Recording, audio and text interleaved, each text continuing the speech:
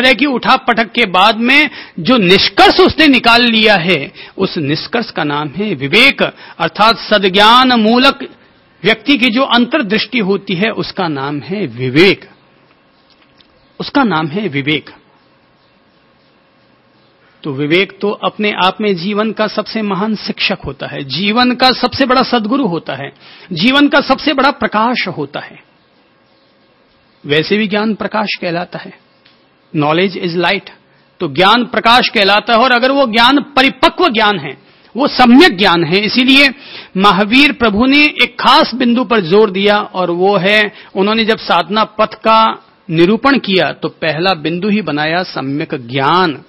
आदमी का ज्ञान सम्यक होना चाहिए। तो सम्यक ज्ञान यानी विवेक, सम्यक ज्ञान यानी विवेक। और दूसरा है संयम, मन, वाणी और कर्म तीनों पर अपनाया जाने वाला संयम। तो ये जो दो बिंदु हैं, एक तरह से ये दो बिंदु यानी हमारे शरीर के दो पांखें बन गई, हमारी दो आंखें बन गई, कि जिनके आधार पर हम अपने मन को हर तरह से संस्कारित कर सकते हैं। तो पहला बिंदु है विवेक। गलत काम जैसे ही भीतर में भाव उठे, तो जैसे ही भीतर में भाव उठे और हमारे बुद्धि रूपी सारथी ने, विवेक रूपी सारथी ने तत्काल उस पर अंकुश लगा दिया, नहीं मुझे ऐसा नहीं सोचना चाहिए, मुझे ऐसा नहीं करना चाहिए। तो जैसे ही ये बात उठेगी भीतर, उठते ही क्या हुआ, अंकुश लग गया, संयम आ गया। विवेक होगा तो अपने आप संयम भी आएगा। जैसे मान लीजिए कि अपन ने मन के रोगों को समझा, पहला है चिंता, तो चिंता को हम विवेक पूर्वक परास्त कर सकते हैं, अपने जीवन से हटा सकते हैं। व्यर्थ है भाई, तुम्हारे द्वारा इस तरह की चिंता करना व्यर्थ है। कई महिलाएं ऐसी होती हैं, उनका कोई पति गुजर जाता है ना 10 साल पहले, तब भी वो आज भी पति का नाम आते ही ये लो दर्द दर्द दर्द, उनके आंसू टपकने लग जाते हैं, पति का नाम आती। महिला इतनी भावुक होती है, इमोशनल होती है, छोटी सी बात कह दो और धड़ा जैसे मतलब उनके आंसू कोई पल्ले बंधे हुए ही हैं। वो बंदरियाएं होती है ना, बंदरिया के गले में यहाँ पर एक गांठ, वो थैली होती है, खाती पीती है, सब उसी में चला जाता है, थोड़ा सा दबाती है और वापस मुंह में आ जाता है। तो मुझे लगता है महिलाओं के माथे के पीछे भी कुछ थैली होती होगी, थोड़ा सा टच करती होंगी और ट्यूं शुरू, 1 सेकंड में रोनी शुरू हो जाती है। मुझे लगता है महिलाओं ने समझ लिया हमारा अस्त्र है, शस्त्र है, अब और कोई चीज हो तो बर्दाश्त भी कर ले, वो रोने लग जाए, छोड़ो यार अब रोने लगे, मामला खत्म कर दो। आंसू देखकर इंसान भी पिघल जाया करता है, और ये पिघलाने के लिए नारी के पास एक अस्त्र है। नारी के पास एक शस्त्र है कि वो रोने लग जाती है। नहीं, ऐसा है कि है जी, हाँ ठीक है, अगर यही तो नारी की विशेषता है। मैंने ये कब कहा कि ये नारी का दुर्गुण है कि वो इमोशनल नहीं हो, पर मैं ये बता रहा हूं कि उसके पास आंसू ज्यादा होते हैं। पर विवेक पूर्वक अगर कोई भी नारी विवेक के शस्त्र का इस्तेमाल करे तो पल पल में उसके आंसू नहीं आएंगे। उसे लगेगा ओह जो होना था सो हो गया, मेरे पति के साथ, मेरे भाई के साथ, अथवा मेरे पिता के साथ मेरे इतने ही वर्षों का संबंध था, जो चला गया सो चला गया। मुझे उनके नाम पर आंसू ढुलकाने की बजाय 2 अच्छे नेक काम करने चाहिए। ये विवेक की बात हुई। भावुकता की बात क्या हुई? भावुकता भी मन का एक रोग है, याद रखिएगा। अगर कोई ये कहता है कि नारी में अगर भावुकता ना हो तो नारी नहीं है, तो याद रखिएगा भावुकता भी ठीक वैसा ही मन का एक रोग है, मानसिक रोग है। जैसे कि लोभ, जैसे कि चिंता, जैसे क्रोध, जैसे कि भोग और कामनाएं मनुष्य के मानसिक रोग हुआ करती हैं, वैसे ही इंसान की भावुकता भी मनुष्य का एक रोग है, मानसिक रोग है। 1 सेकंड में बस पिघल गया। भाई वासना कैसे उठती है? 1 सेकंड में तो उठती है। विचार कैसे उठते हैं? 1 सेकंड में तो उठते हैं। तो वैसे ही भावुकता भी, इमोशनलिटी भी 1 सेकंड में उठती है और बस वो बहकावे में आ जाती है या बहाव में आ जाती है, कुछ भी उसे शब्द कह दो। कुल मिलाकर के पुरुषों में ये भाव कम होता है। पुरुषों में अलग तरह के मानसिक रोग होते हैं, महिलाओं में अलग तरह के मानसिक रोग होते हैं। पर अगर हम दोनों को समन्वित रूप में अगर हम देखना चाहें तो भावुक होना बहुत अच्छी बात है।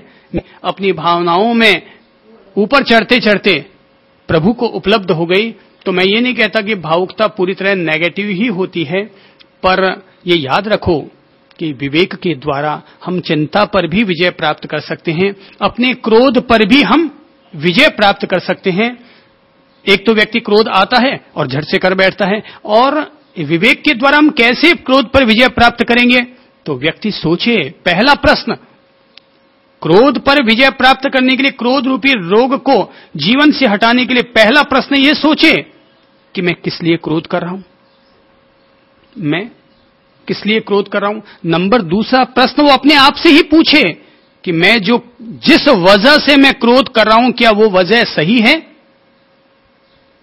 क्या वास्तव में वो ऐसी बड़ी वजह आ गई कि जिसके कारण मुझे गुस्सा करना चाहिए?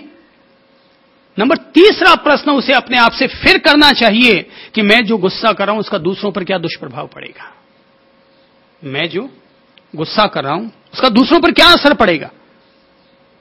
उसे अपने आप से चौथा प्रश्न और करना चाहिए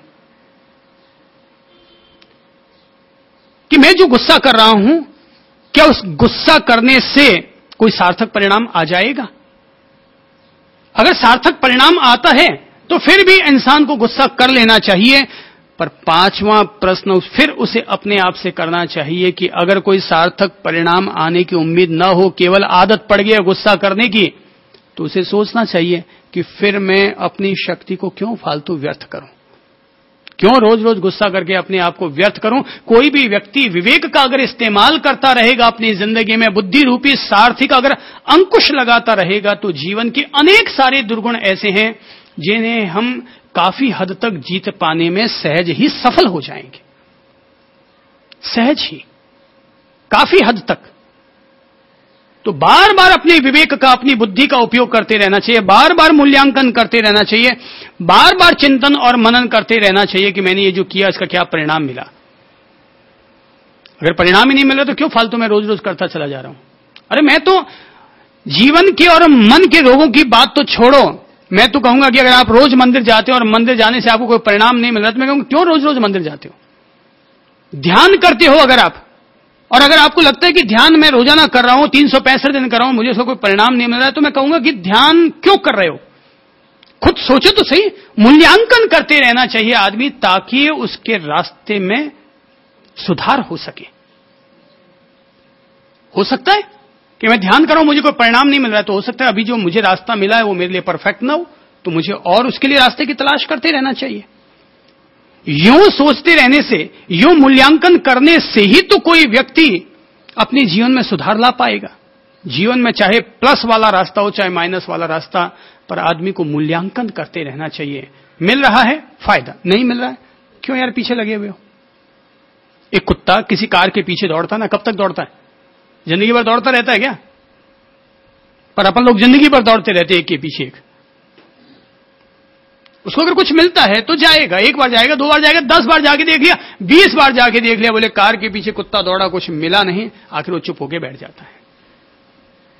सार्थकताओं को तलाश करते रहना चाहिए। अपन इंसानों को जो मनुष्य के रूप में जन्मे हैं, मन और इंद्रियां हमारे लिए जीवन का प्लस बन सकते हैं, बशर्ते हम इनको और अच्छे परिणाम कैसे ला सकते हैं इसके बारे में सोचते रहें। इसके बारे में अपन लोग लगातार सोचते रहना चाहिए, चिंतन करते रहना चाहिए, मनन करते रहना चाहिए, विचार करते रहना चाहिए।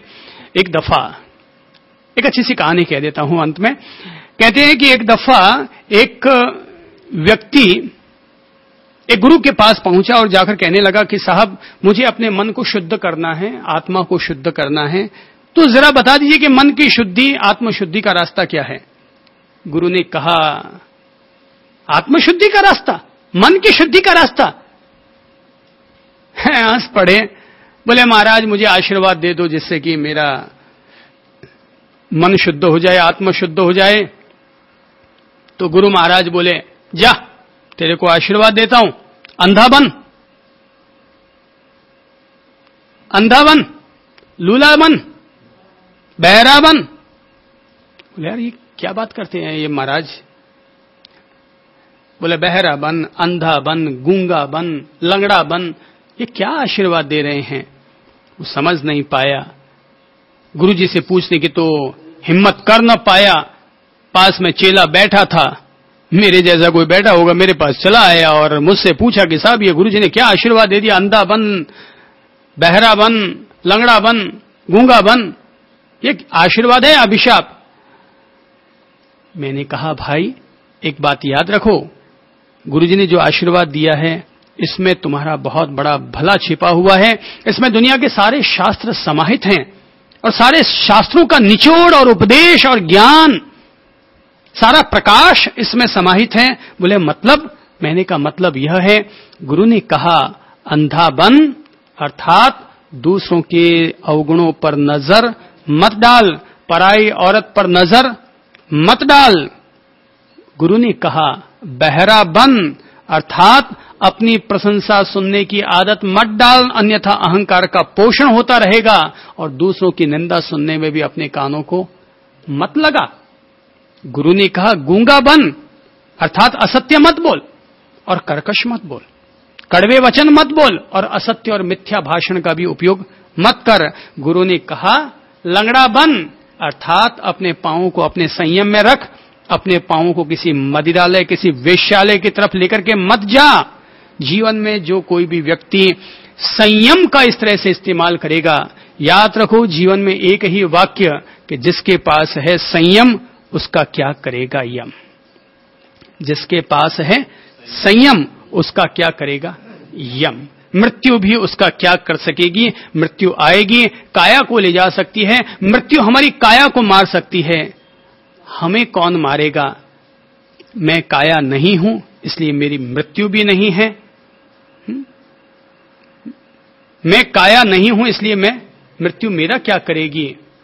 मुझे मृत्यु से कैसा भय? भयभीत वो होते हैं जिन्हें जीने की चाहत होती है। हम तो अपना सहज जीवन जीते हैं, तो ऐसा व्यक्ति मृत्यु से भी भय क्यों खाएगा? बुढ़ापा, बचपन, जवानी, ये सब शरीर के अलग अलग प्रकल्प हैं। मैं जब काया ही अपने आप को नहीं मानता कि मैं केवल काया नहीं हूं, मैं तो एक आत्मा हूं, जब भीतर में यह भाव उदय आने लग जाएगा तो किसका बुढ़ापा, किसकी जवानी, किसका बचपन? ठीक है, जो कुछ है सबका स्वागत है। आज प्रेम पूर्वक इतना ही अनुरोध कर रहा हूं। नमस्कार।